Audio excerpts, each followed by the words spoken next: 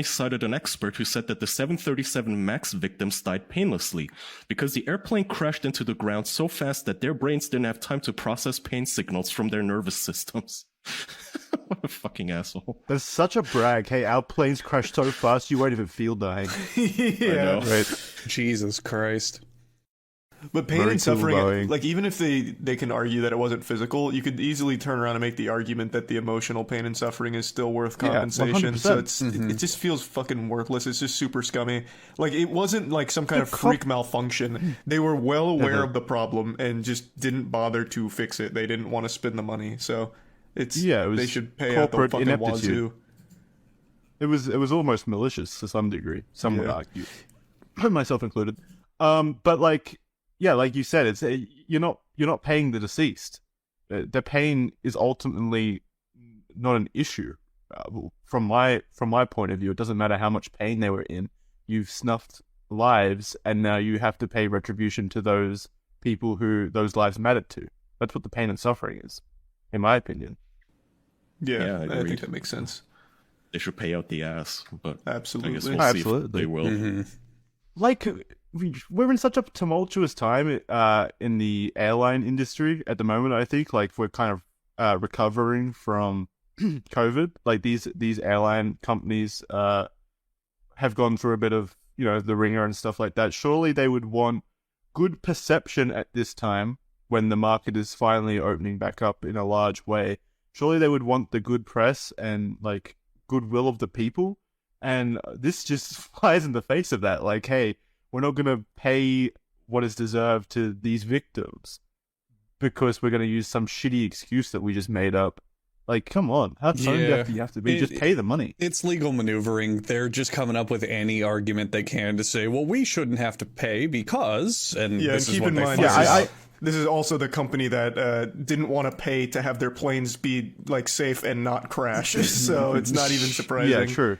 Yeah. And it is the responsibility, I suppose, like corporate responsibility of the lawyers to argue whatever case they can argue. But still, like, it's so tone deaf, and it just feels so slimy because it is. It is, yeah.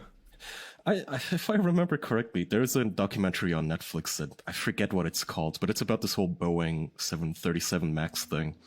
And if I recall correctly, they introduced a change to their operating system essentially that caused all these crashes that hypothetically would be like possible to prevent and or turn off if you were the pilot and you knew how.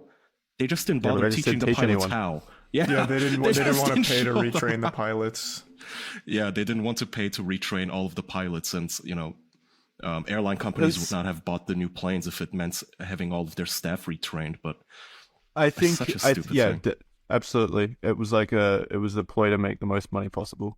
I think the maneuvering to turn off the whatever the system is called on the plane was in like the notebooks, like the tutorials, like each plane comes with the handbook or whatever on how to operate it. It was located in there, but yeah, like you said, the pilots had to be retrained to fly that certain aircraft. The abbreviation was in there. I remember this distinctly. The manual did not actually have a guide on how to use it or turn it off. It just had an explanation of what the abbreviation stands for, not what it is or does. Well, okay, that's an issue, yeah. Fucking assholes. They didn't want to pay to reprint the manual. What else is there? Anything new on the cuck front, Charlie? No, same old, same old. Nothing's changed. No. Are you getting bored of it now? Kind of. It's still kind That's of wacky fair. to listen to like the streams he goes on, but other than that, yeah, it's just kind of the same old. I feel like there was something I was talking about the other. Oh, yeah. Did you guys see FDA's imposing new regulations on what the cereal companies are allowed to say when it comes to healthy cereals?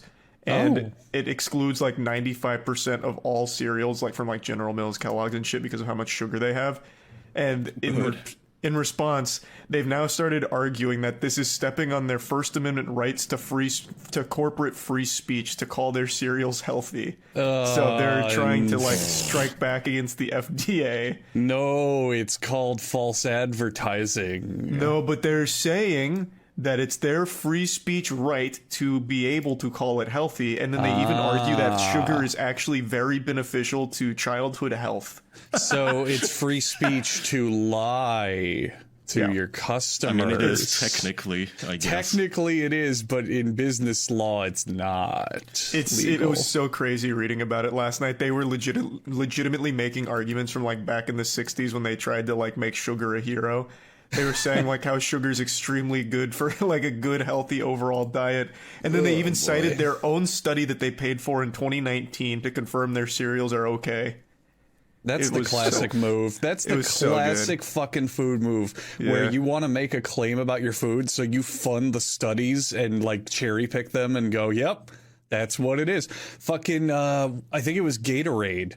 The reason we think Gatorade is super duper hydrating is because all the hydration studies that support it were paid for by Gatorade to promote it. Not surprising. Yeah. Yeah, I don't know how we can trust anything that comes out of like food companies about their food. They're trying to sell a product at the end of the day. Oh, absolutely not. No. Yeah. This is like the only thing that the government should be doing, if anything. I also hate that like free speech libertarian fucking arguments where they just want, I don't even know what they want, like rapture? Just an Ayn Randian laissez-faire capitalist hellhole where the companies can just put fucking fentanyl in the What was that? Was that like a curse you just cast? What were those words? Kaya, we're on the wavelength. I understood what you said. Don't worry. I didn't understand any of it. It came out like in like actual old English. That was crazy. You said like laissez-faire. Laissez-faire. I love that. I love that term. Wow. No, it just means unfettered capitalism. Like, Rapture in Bioshock is based on Ayn Rand's ideas, her philosophy of economics, where everybody is basically permitted to do whatever the fuck they want, and then it goes to shit.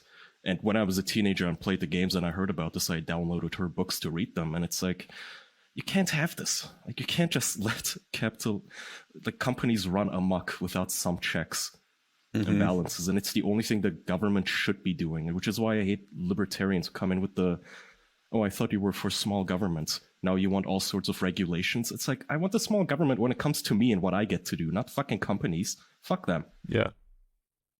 Corporations have all the power. Like, the government shouldn't be controlling my speech, but it should be controlling the speech of fucking corporations, yeah. Yeah, 100%. Well, yeah, regulate them. That's their job. If that's to what you want regulate to these companies fairly. Speech is like literally lying to children and their parents about the poison that they put in their products, yeah.